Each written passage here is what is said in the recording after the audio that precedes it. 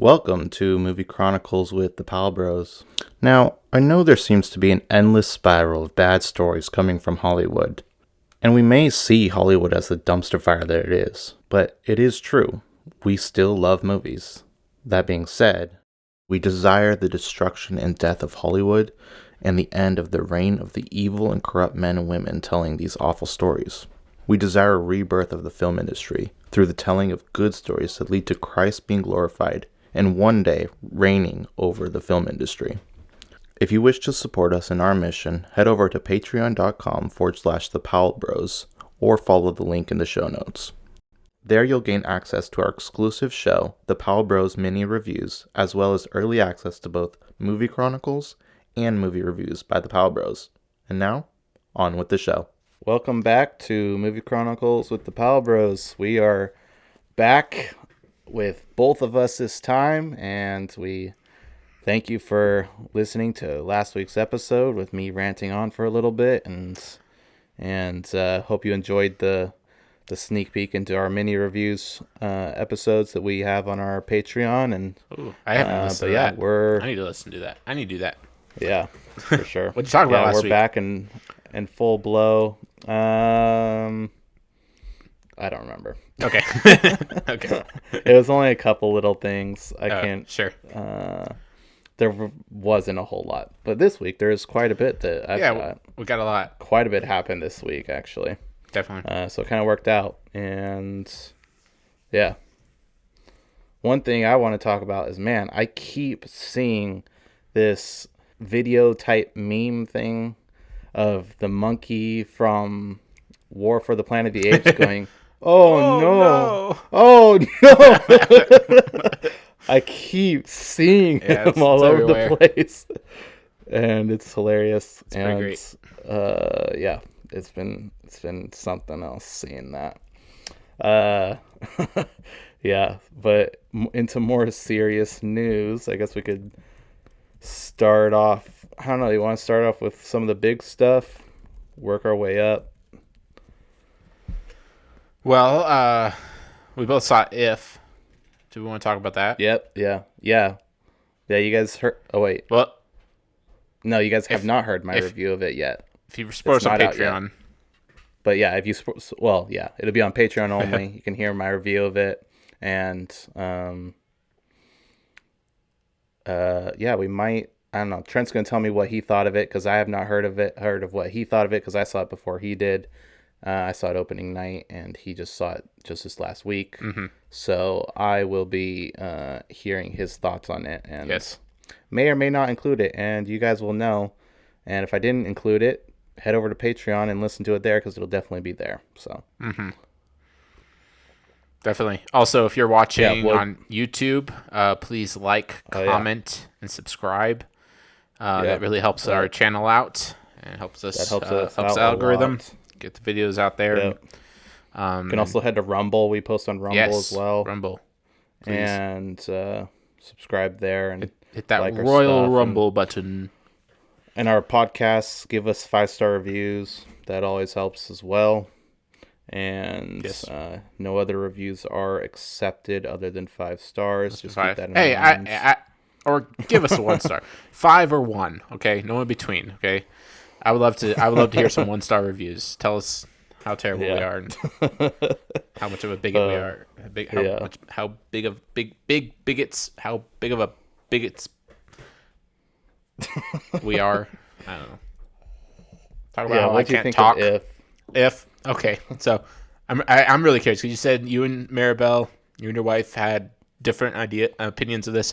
Rebecca and I had pretty much the same opinion of it. I don't know. But yeah. All right. Let's talk about Tom Bombadil. Tom Bombadil. Yes. I'm just going to say it. Peter Jackson didn't put him in the Lord of the Rings, but Amazon's going to put him in. Amazon's going to find an actor to do Tom Bombadil cosplay and put him in the Rings of Power Season 2 because why not? I'm so mad. It's awful. Tom Bombadil's in the appendix of Lord of the Rings? I should know this. I think so. Yes. I'm pretty certain he is. Oh, okay. Actually, I have it literally right in front of me. Go and keep talking. Yeah. Well, That I mean, have you seen this picture? I mean, yes. it looks like It looks. it almost looks like a girl. That's what I like was just thinking. I was like, this is with like a a really mustache effeminate and man with a beard. beard. It looks like a girl with a No, this is you it. know who it looks like? It looks like the girl from the Greatest Showman. Yes, right. Just skinnier. No, Tom Bombadil is transgender. Okay. Basically. And yeah, so it looks like a very, very femininely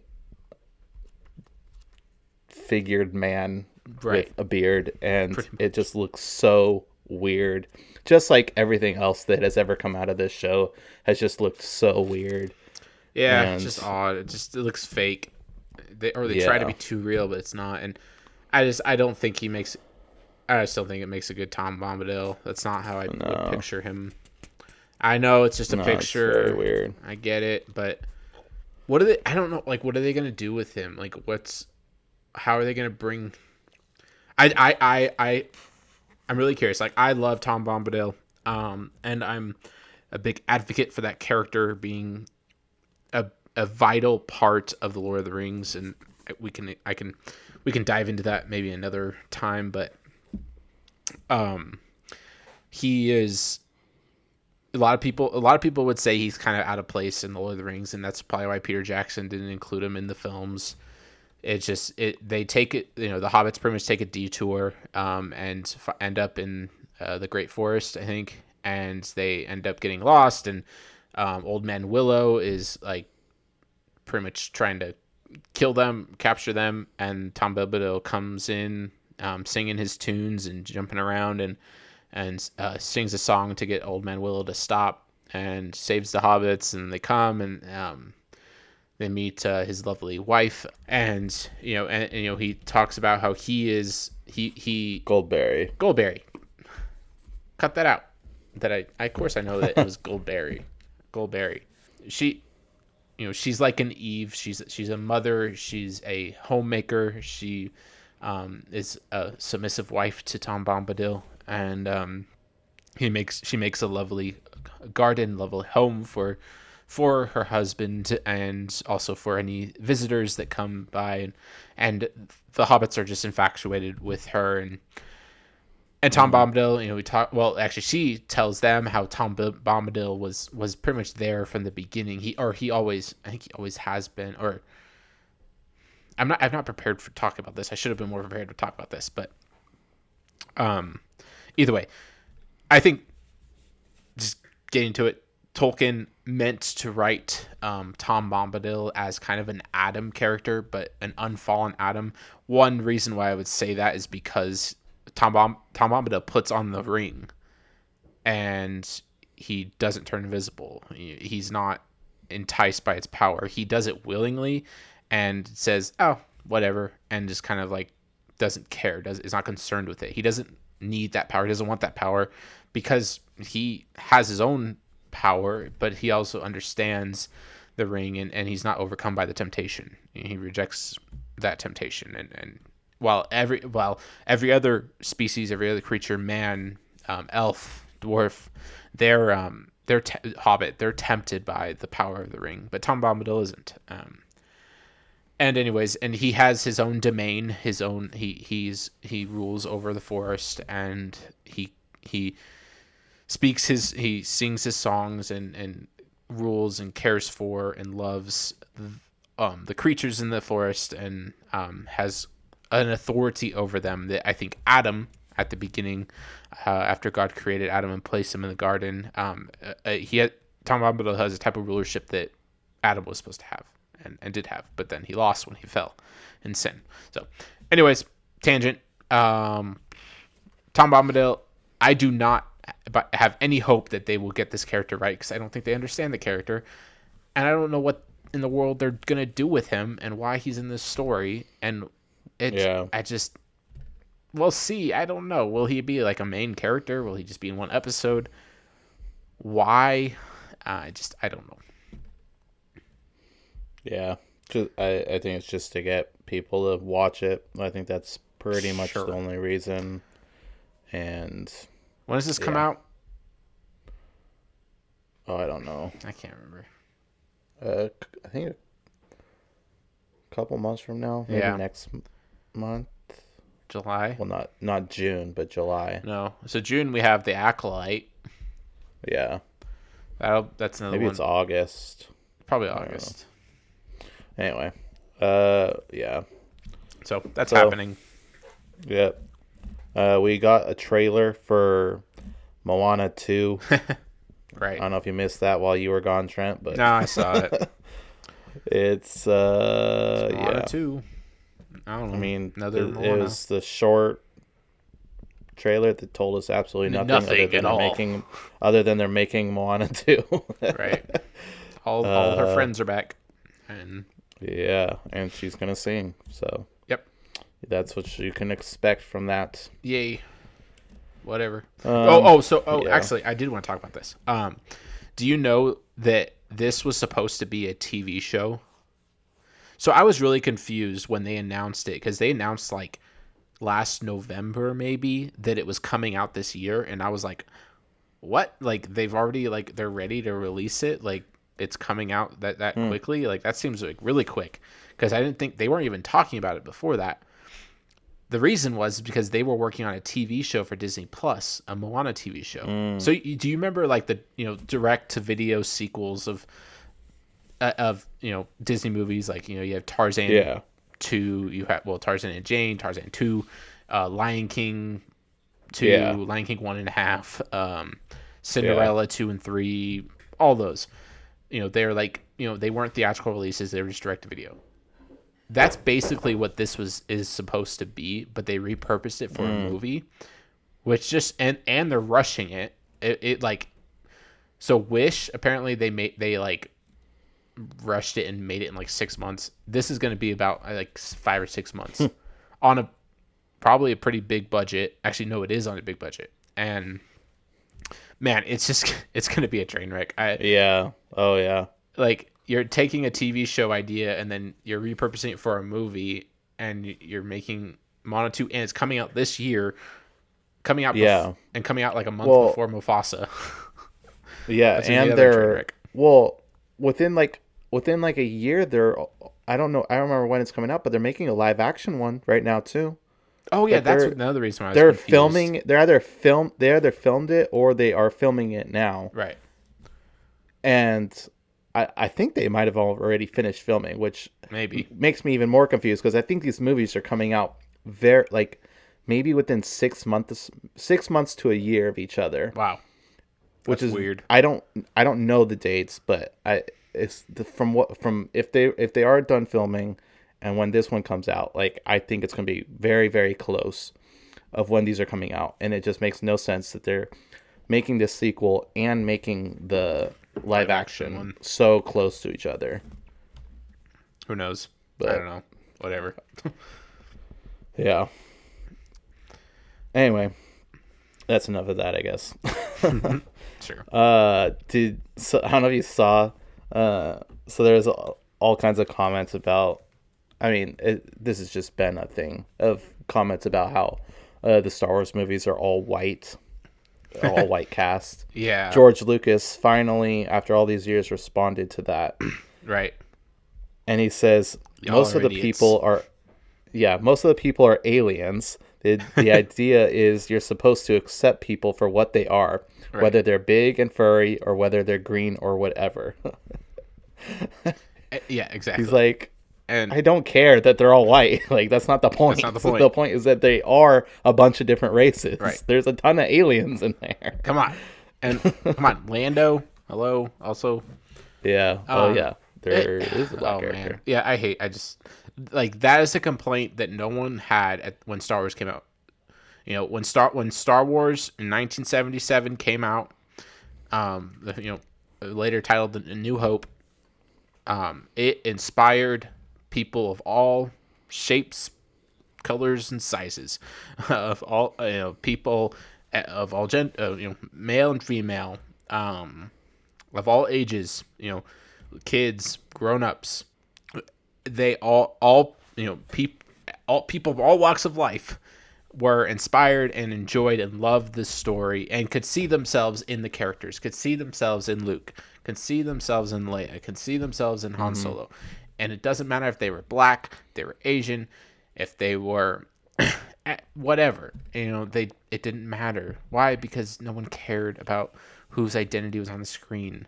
They didn't need women didn't need a female representation or them need to see themselves represented on the screen. Asians didn't need to see themselves represented on the screen because they could see themselves in the character, because it's about who the character is, not about what their identity is. That's the issue, is we are so focused on what is their identity, and that's what defines them as a character. Well, did you also see that Kathleen Kennedy commented about how it's so hard for all these female actresses in the Star Wars universe because of the heavy male fan base? It's like, yeah. So dumb. Oh man. Did what you just say not make sense to you? Like, what? Like, do you not understand how what you were saying is the dumbest thing ever? So you can fix that, actually. Right. Well, and by giving this male male-leaning fan base what they actually want, which is action. We want males in fight scenes. Like, that's what we want. Right. We don't want these women in these fight scenes. You can ask for that and much more. Well, and also, like, she talks about, or I can't remember if it was her. I can't remember if it was her or Leslie Headland. So Leslie Headland's the showrunner for Her and Kathleen Kennedy must be best friends. Oh, they are. Maybe more than friends. Well, never mind. They one of them said basically, well, kind of what you were saying. That she's so frustrated, or so she hates how hard it's been for women in Star Wars and women to have a voice in Star Wars and whatnot, and how much hate they get and everything, and talking about like the hate that the females have received as it relates to Star Wars, or how they've not been able to share their story and share themselves. It's like, do you know who the most hated person is that's made Star Wars films? Well, actually, there's two. One is George Lucas. George Lucas has been very hated for what he's done, and he's a white male. It's and she's focused on like men. She's implying that men have had it so easy. It's like he's received so much hate for especially the prequels. Oh yeah. Also who else? Rian Johnson, who made the most hated Star Wars movie of all of them. Oh yeah. Like, he received all kinds of hate. Still does receive a lot of hate for the movie. Probably death threats and everything. You don't see him whining. He actually sits there and he actually sits there and defends his movie and this defends the decision he did. And I give him credit for that. At this point, I'm like, fine, dude. Like, you're, at least you're not like all these other people are trying to apologize, or that. Never mind. I feel like everybody kind of overlooked J.J. Abrams too because of how bad Rian Johnson's. Well, movie then you got Rise of Skywalker, which is even I would say worse than Last Jedi. But yeah, as a movie, but yeah, they're both terrible. But anyways, so this is what Headland said. She says, as a fan myself, I know how frustrating some Star Wars storytelling in the past has been. I've felt it myself. I stand by my empathy for Star Wars fans. But I want to be clear. Anyone who engages in bigotry, racism, or hate speech, I don't consider a fan. Oh my goodness. That is something that you have never heard from a Star Wars creator, before the last like 5 years. Yeah, it's nothing that George Lucas had ever said. And George Lucas received all kinds of hate and all kinds of bigotry. Jake Lloyd, Ahmad Best, Jar Jar Binks, like, they received death threats. They received all kinds of hate for the characters they portrayed. Oh yeah, because Moses Ingram, who plays Riva, whatever, in Obi-Wan Kenobi, because she got a few people online saying how much they don't like her because she's black. Because of that, everyone's just a racist and a bigot who doesn't like this character, even though it's a terrible, really written character. Yeah. And she's the victim. It's like, well, what about these other people that have received hate? Well, you don't see them really crying about it. I mean, I know Ahmad Best had a lot of hardship, and Jake Lloyd obviously had a lot of things that went, he went off the deep end.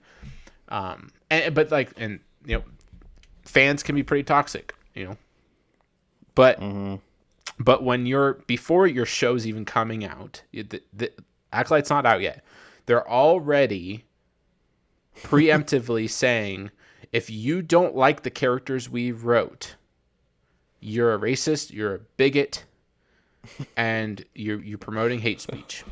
They've already said it before. With Obi-Wan Kenobi, they said that after the movie, the show was released, and people didn't like Riva. No one liked Riva. She was not a good character, and not because she was black, not even because she was a woman. It was just a terribly written character. But if you didn't like the character and you judged the writers for what the character they wrote, you're a racist. Now, before the Acolyte even comes out, you're a racist if you don't like the show. You don't like the whatever. Yeah, I know I mean, Star Wars is the most difficult fan base to please. It is. And they need to, these because they're passionate, should be going into it expecting backlash, and well, these feminists and these woke people they can't handle backlash. It's too much for them. They're too sensitive. But even, I mean, sticks and stones may break my bones, but words will always hurt me. I think the prequels, I think the prequels were the first step to really show how horrible the fans could be. Mm-hmm. So Ahmed Best and those guys, they shouldn't have expected that to happen to them. But then after that, with the sequels, a lot of the people that made those movies went into it probably expecting a lot of backlash. Rian Johnson, I'm sure, knew a lot of people were going to say a lot of evil things to him about his movie, and he went to that expecting it, and as he should have. And as these people should, making this show, they should expect a lot of backlash, and they're already defending themselves just off of how much they're getting lashed at for the trailer and how bad it is. Right. Well, because they know the show's not any good. They know it's exactly. So they're gonna hide behind their accusations and attacks against anyone who they see as racist and as a bigot and a sexist pig, like we are. So. Yeah. I don't know. Did you Acolyte's gonna be off? Oh, by the way, Acolyte comes out Tuesday night. So, are you ready? Yeah, I'll watch the first 5 minutes and turn it off and watch something good. Hey, it's a 2. Yeah, right. It's a 2-episode premiere. So, jeez. I'm pretty sure I know where the story's going, and I know what they're doing, and I think it's going to be absolutely ridiculous and horrible if they do if they go this route, because there was. I'm not going to get into it here, but there was some leaks and stuff. It was okay, that sounds ridiculous and dumb, and you could see it in the trailer, and okay, that makes sense because there's supposed to be a big twist. And what's the big twist supposed to be? Well, so the rumors from a year ago was that there's going to be twins in this show. There's going to be a good and a bad, Sith and Jedi. In the trailer, we haven't seen any twins, right? But Disney actually screwed up, and you know how on YouTube you can turn on subtitles, and it'll actually say subtitles, and it'll say the character, and then the words that they say. So the character, the African American woman who is on the run with the dreadlocks. Yeah. I don't remember her name, but she has a name, and there's a scene in the trailer where the actress is talking, and the character is a different name than what she's supposed to be, the one that's on the run. So the twist likely is going to be that there's a twin sister who's actually doing these things. Because she says in the trailer, like, it wasn't me, I didn't do it. So there's a twin sister who's actually the Sith. Obvious, yeah. That's the Sith. She's framing her sister or whatever, and she's the one that's on the run. She's the one that's killing Jedi, and not the good one and whatever. So that's going to be the big twist at the end. It's probably the one with the mask, the girl the character with the mask is going to take it off, and it's going to be her. So, spoiler alert, if anyone cares. And they expect this to be the greatest thing ever. Yay. We're going to be like, whoa, what? That was her? Oh my gosh. It's making me not want to watch it even more. I'll turn it on and see how far we get, and we'll do a review of it next week. And so you guys can expect our reactions to that. Yep, for sure. If we did you see? Yeah, we can move on from Star Wars, I guess. Go for it. We saw some pictures. So I guess Nicholas Hoult is playing Lex Luthor in the next movie, and we just got to see some bald pictures of him with a Ferrari. Oh, I didn't see that. But not related to Superman, but we just saw he has shaved his head for the role, and kind of get a sneak peek of what he's going to look like. I mean, he looks better than Jesse Eisenberg. Yeah, for sure. But yeah, I mean, I didn't even know that he was playing Lex Luthor, so that was news to me. And yeah, it looks not too bad. I think he'll pull it off. The Beast will pull it off. Yes, he will. Maybe. Yeah, we shall see. I didn't mind Jesse Eisenberg as Lex Luthor, though. Yeah, he was okay. A little crazy. He played the Psycho pretty well, I guess. But he's a lot more. But you gotta watch the extended edition of Batman vs Superman. I know. So much better. I agree. Man, if we had gotten that, I can't even think of his name now. What's his name? The orange and black guy, the villain. Deadshot? No, not Deadshot. Blade something or another. No.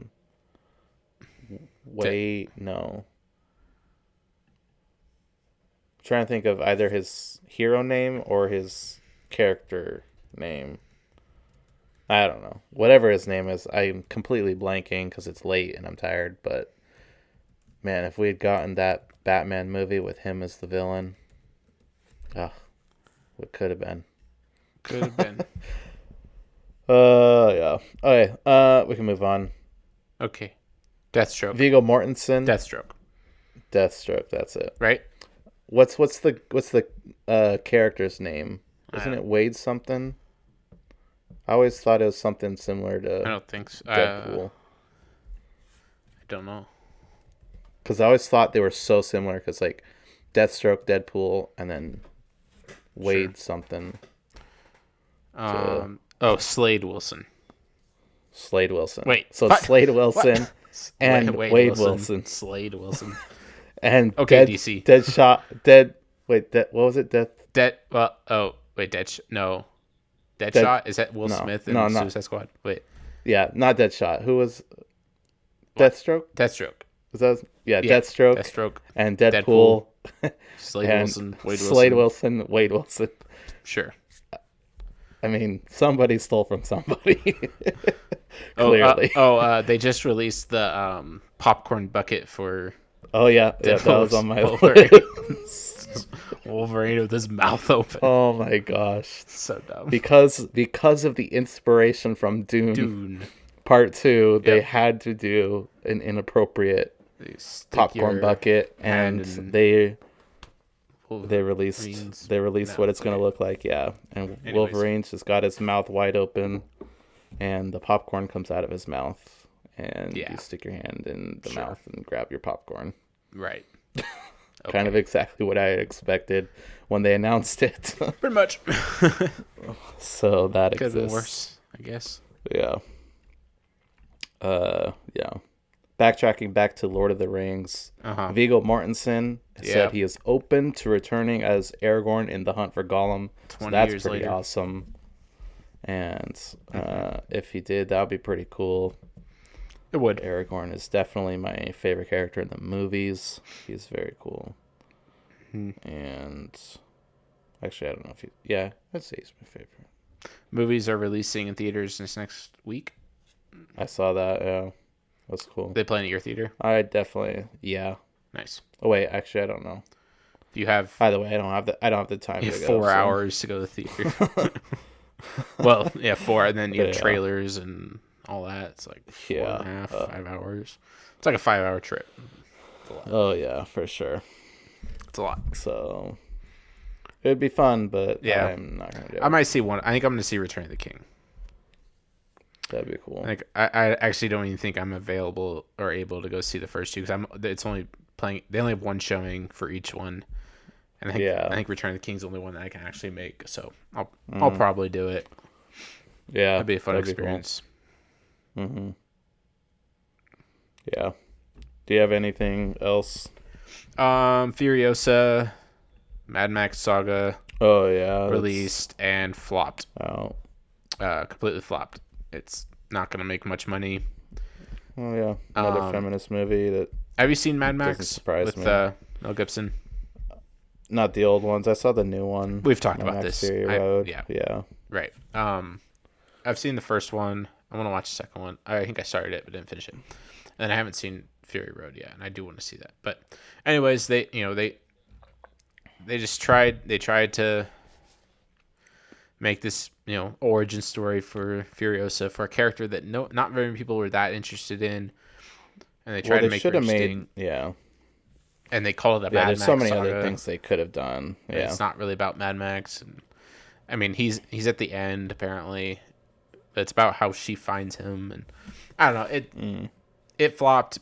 Another girl boss movie that just didn't work, didn't land. So, and like one thing that who plays Mad Max in it? I don't know. It's not Tom Hardy, and it's not Mel Gibson. Because it's just like a brief cameo, and apparently they didn't use Tom Hardy, I guess. And they're supposed to make another Mad Max movie, or George Miller said he was doing that, so that'd be interesting.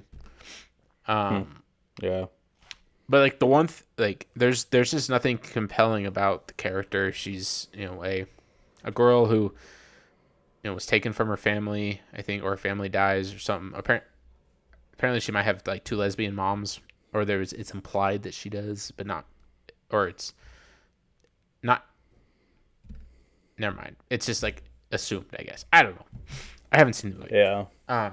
But she gets taken from her family, or whatever, and she's forced to survive and learn. And she obviously is very skilled. Apparently, they do a good job at giving her struggles throughout the film, but she's not really a compelling character. And it's the same thing, but with all these other female superhero movies, where the female is having to act like a man, and it just doesn't work. The one thing, like, I think one way that girl bosses, as you can say, has kind of worked, and I don't want to get too much into this, but like in the past, what say Ripley in Alien, or Sarah Connor, right, in Terminator. Yeah. The one thing that's compelling about those characters is that they're mothers. They're motivated by their will to protect their children. And so they act upon their motherly instinct, and yeah, they're probably a little bit overpowered, and they act like men in a lot of ways, but for the most part, it's their motherly instinct that's kicking in, and that's what's compelling about them. That's why people latch onto them, why they care about them, why they want to follow them, why they feel for them, and so forth, and those work. But then, and I just don't think that people are able to do that. Quiet Place. Oh, Quiet Place is a great example. I love A Quiet Place. Speaking of John Krasinski, but one thing that's compelling about her character, Emily Blunt's character, is that she is a mother who is trying to protect her children, and yeah, she does some BA things in the film, especially at the end when she cocks a shotgun and blows the alien's face off. It's like, yeah, like that's a girl boss moment, I guess, if you want to say it, but she's doing it to protect her family, and there's actually something compelling even about a woman wielding a gun in order to protect her children. Like, it's a good thing if it's needed. Especially if the husband's not there and not able to be there, and so forth. But anyways, Furiosa. Well, didn't work. And if the woman is well equipped, and she's doing those things after her husband has well equipped her to be able to do those things in situations that could arise of that happening. Yeah. Exactly. Yeah. So, anyways, there's that. I don't think I have any other news or things. I'm sure there's some. No, I think we covered it all. Yeah. I think this episode's been long enough. We can probably just call it there. Kind of just playing catch up from last week, and it's good. Quick segment. Who's your favorite Office character? Oh man. That is so difficult. That is so difficult. It is. Because it's one thing that's awesome. What's really good about The Office is that it is a show with many well-written characters, very unique, and well-written characters. For sure. Something you don't see often. Man, there's a lot of characters I want to say off the top of my head, but then I'm like, wait, no, there's that character. Like one that just because he's so funny in every scene is Creed. Oh, Creed! Like he's just brilliant. So wildly hilarious. Yeah. And it's awesome, and it's just great. But then you think of like other characters like Jim and Michael, and I'm like, they're both like so. There are a lot of things that I didn't this time, because I'm going through The Office right now, and this time around that I'm like, there's a lot of things about Jim that I don't like that I didn't notice before, and then there's a lot of things about Michael that I do like that I didn't notice before. Yeah, and I think that's pretty common. That's been interesting. For watching it again. Yeah. Rewatches. And then you grow to love Michael Dwight's more great throughout. Yeah. The more you watch it, like, because a lot of people at first can't stand Michael sometimes. Right. But then he just grows on you. Yeah. And you kind of see the brilliance of behind the writers and what they did for that character. Yeah, for sure. And then you get like Dwight and his uniqueness and different things about him that are just great, and Kevin's always funny and sweet, and I don't know, there's so many many great characters in that show. Stanley. Oh yeah. I think Dwight is just I think well, okay, who has the best arc in the show? I think you have to say Michael. Well, maybe not. No, I think Dwight. Is Dwight really? Because I think what? I don't know. Did you say Creed? No, I didn't say. I didn't say anybody. Creed did have a great arc. At the end, he becomes a terrorist. Yeah. Yeah. No, I was just trying to think of who. But I mean, Michael definitely had a great one. Oh yeah, absolutely.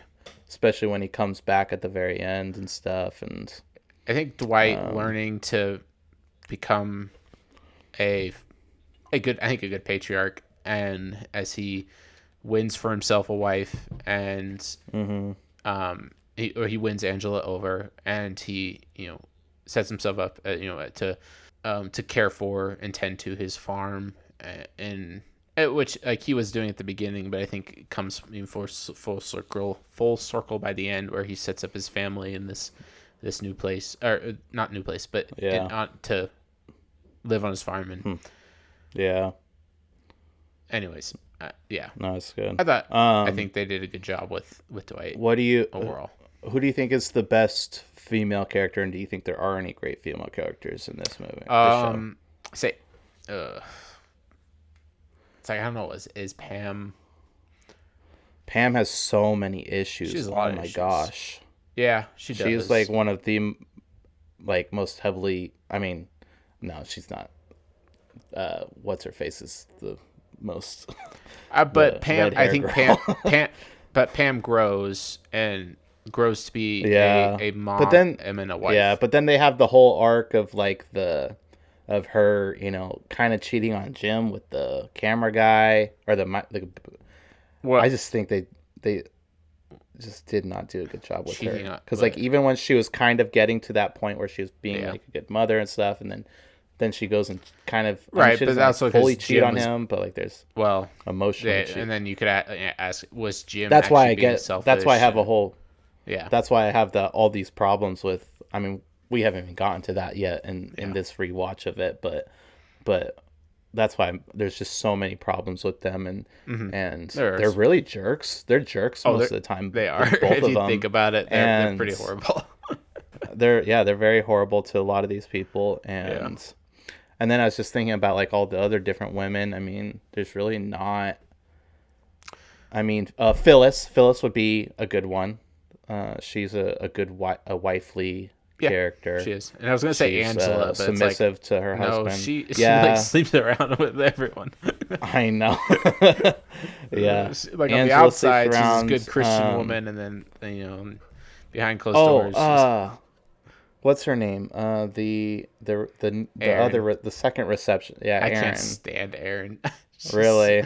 She's like just she's too stupid. Okay, like there's some characters that are they go too far with them, and she's always been one that they went too far with her character. She's just too dumb. I can't stand it. I can stand Michael. I just can't stand her. Andy kind of gets on my nerves sometimes, but I like Andy for the most part.